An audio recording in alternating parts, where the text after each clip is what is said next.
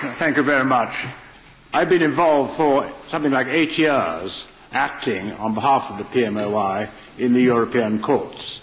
We started in about 2003, I think it was, 2002, 2003, and with proceedings in French against the measures at the time. We fought on, very much supported by Lord Slynn, whose name is inextricably linked with the success of what we have achieved so far in this matter, and the delisting of the PMOI. And we fought against the Council, the Commission, and various governments who were dead against us, and we won case after case in the European courts. And by the end, we reckoned we'd set aside something like 17 different decisions listing us. So effectively the score was 17-0 to us. We never lost one. The PMOI in Europe have been delisted.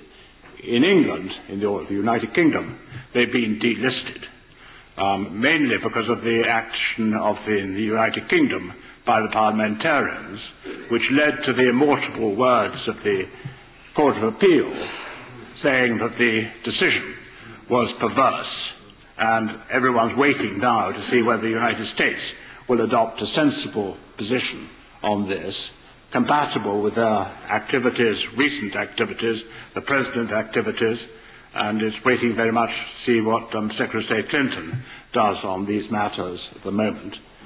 The pressures ought really to be not so much telling the Foreign Secretary what to do, but to tell him to have courage of his own convictions, as to make his own foreign policy.